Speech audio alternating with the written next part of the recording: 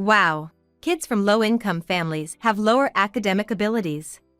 I thought it was unthinkable for someone who makes such remarks during a class observation to be my daughter's homeroom teacher.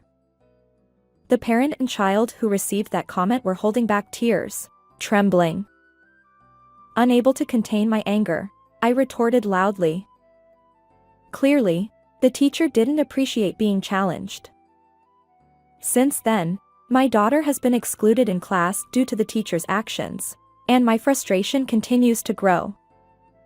It seems like the teacher hasn't reflected on the actions at all. But it's too late for regrets now. I've already gained an ally in a higher position. My name is Mary Brown. I'm a single parent and a nurse raising my daughter, Mia. My close friend is Cindy Wilson. Cindy is also a single parent, working in caregiving while raising her daughter, Michelle. Cindy and I have similar circumstances, and our daughters have been friends since daycare. Having a mom friend to chat with at the same daycare has been really important. Oh, good morning, Mary. After dropping off Mia at daycare in the morning and waving goodbye, I turned around to see Cindy and Michelle walking hand in hand. Cindy, Michelle, good morning. I greeted them. Michelle, being a shy girl, always hides behind Cindy. Cindy gently encouraged her, saying, Come on, Michelle, say hello. In a soft voice, Michelle greeted me with a good morning. Although Mia and Michelle are in different classes at daycare, on days when our schedules align, we sometimes play together at the park. Our daughters both love playing in the sand, building little hills and tunnels. They happily scoop water into small buckets and pour it into their creations. Sometimes, Cindy and I join them in play, while other times, we sit on a nearby bench, discussing work updates, household chores, and sharing recipe recommendations. This morning, we were playing at the park, but as lunchtime approached, I suggested it was time to head back. Given the summer heat, it's best to play outdoors in the morning to avoid exhaustion. Even after we called out to them, both our daughters gazed wistfully at the sand hill they had built. It's a familiar scene. However, both Mia and Michelle held back their desire to play more and began tidying up. They exchanged pinky promises, saying, "Let's play again," before heading home. Did you have fun today? Yes, and we also talked about the TV show. It's probably her favorite anime lately. Mia often imitates the show's heroine even when playing at home. She'll excitedly say, Mom, look. and show me, which is absolutely adorable. Still small, I thought, but children grow quickly. Before I knew it, my daughter had become an elementary school student, proudly wearing her shiny school backpack and cheerfully saying, "Off I go," every morning. Michelle, her close friend, also attends the same elementary school, so Cindy and I often participate in school events together. On days when I return home late, Mia frequently visits Michelle's house after school. Cindy reassured me, saying, "Helping each other out is what friends do," and Michelle seems happy too. With Cindy's words in mind, I juggled parenting, work, and household chores. When our daughters reached 3rd grade, Mia and Michelle found themselves in the same class for the first time. I vividly remember Mia coming home elated on the day class assignments were announced. It seems Michelle had a similar reaction, as Cindy promptly reached out to share the news. Their seats in the classroom are close, and during breaks, they're always chatting away. Since then, Mia has become more talkative, sharing many school stories with me. At dinner time, we have a habit of exchanging today's events. I often talk about enjoying my lunch or feeling grateful when patients say thank you. On the other hand, Mia shares stories about playing with Michelle and getting to know her friends. As a mother, it warms my heart to see her forming bonds with various friends. I truly cherish these moments of hearing about her school experiences. One day, Mia showed me a handout she received from school. Next month, there's a class observation day. When Mia was in first grade, I could attend, but during her second year, I couldn't take time off and missed it. Mia must remember that because she kindly said, Don't push yourself if you have work. Her considerate words made me feel apologetic. Determined to participate this year, I promptly consulted my supervisor, and fortunately, I managed to take the day off for the class observation. That evening, I excitedly told Mia about the time off. Really? Her eyes sparkled with joy. I checked with Cindy, who also somehow secured time off. A month later, Cindy and I attended our daughter's class observation day. Cindy seemed a bit tired, likely due to her night shift. Once we entered the classroom, the bell rang. It appeared to be a math class this time. A boy nominated by Ms. Bush presents yesterday's homework. Ms. Bush went through the class, naming students one by one. Eventually, it was Michelle's turn, but she made a mistake with the question. Didn't your mom help you with the homework? Michelle hesitated. Cindy, having worked the night shift, probably hadn't been able to assist her. Cindy next to me had a tense expression on her face.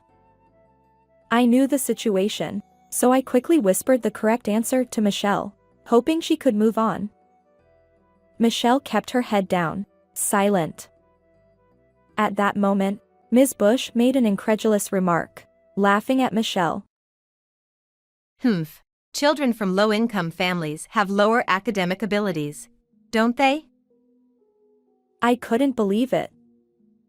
This was the first time I'd observed Ms. Bush's class since she became the homeroom teacher in third grade. To think that someone making such remarks was our daughter's teacher. Both Cindy and Michelle held back tears, trembling. Unable to contain my anger, I raised my voice. What kind of teacher discriminates based on occupation? Mocking your own students and their parents, how can you still call yourself an educator? The classroom fell silent. Ms. Bush, momentarily taken aback, ignored my words and resumed the lesson. From then on, it was as if nothing had happened, and the bell rang. Mary. I'm sorry. As we left the classroom, Cindy approached me.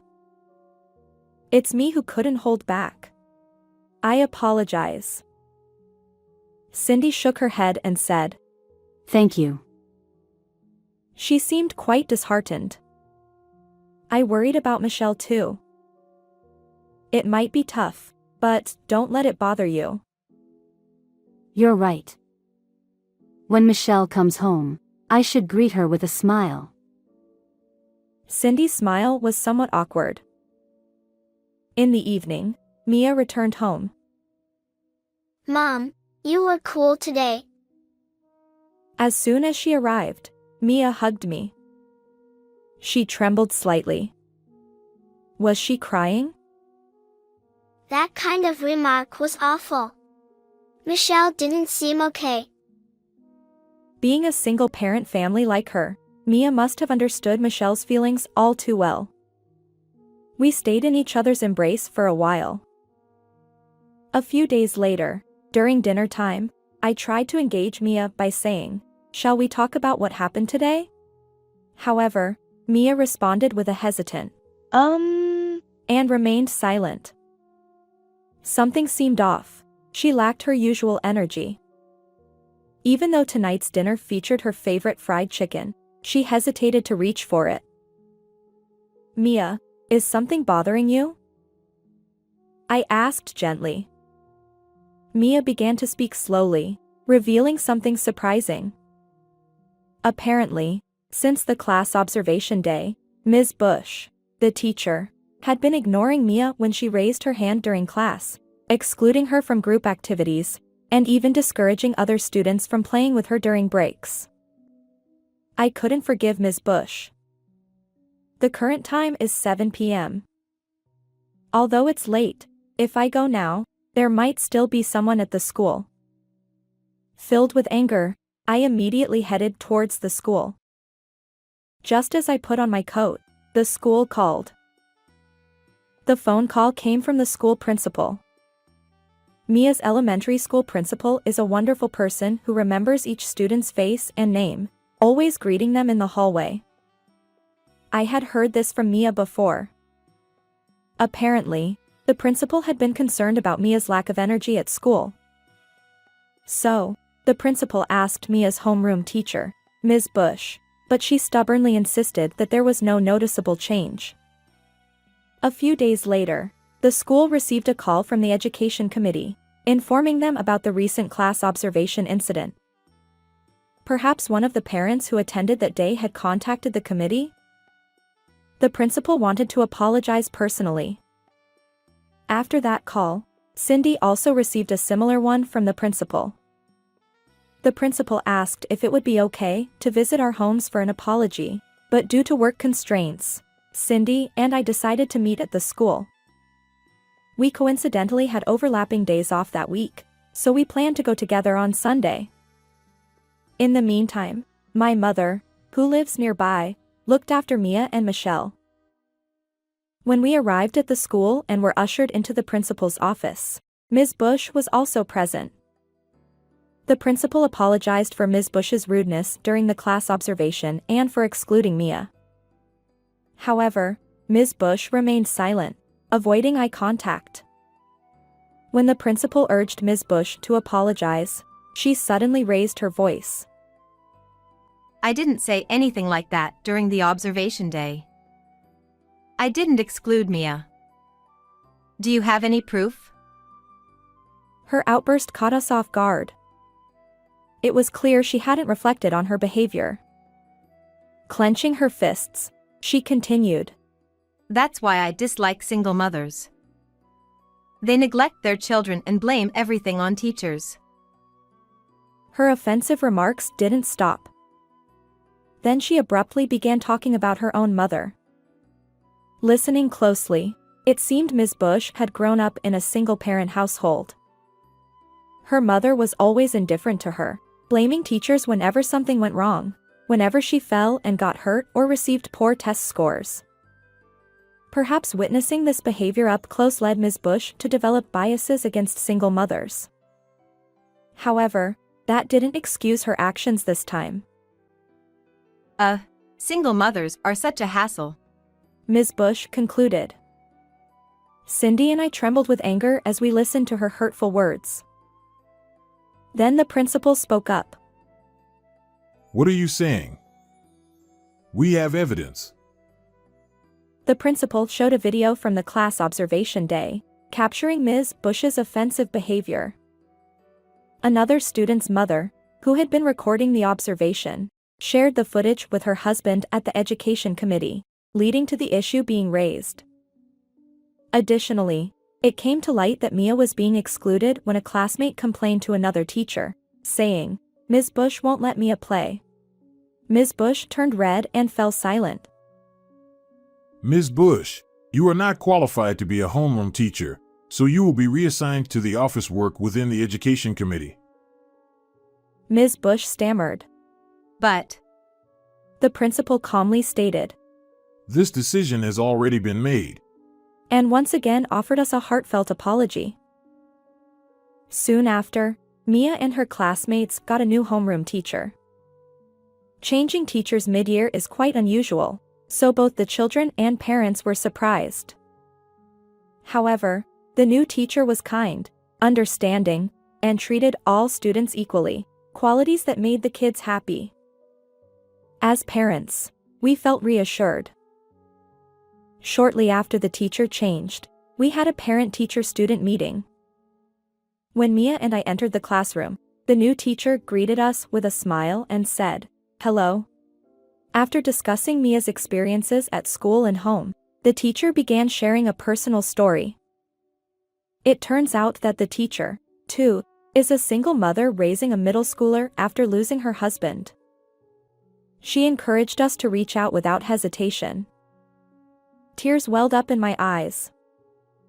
"Thank you," was all I could manage. Wiping away the tears without Mia noticing, we left the classroom. Today, Mia and I walked home together. Mia grinned and said, The new teacher is wonderful, isn't she? "Absolutely." Recently, Mia has started sharing school experiences with a smile, just like before. She tells me about playing with the teacher and how the lessons are very clear. On a sunny day, Cindy, Michelle, Mia, and I decided to go on a picnic together. It had been a while since the four of us went out, and Mia was excited from the day before. We brought our own lunches and met at a nearby spacious park. Mia and Michelle immediately started running around, full of joy. "Don't go too far," I called out, and they cheerfully replied, "Okay." It was great to see Michelle in good spirits too.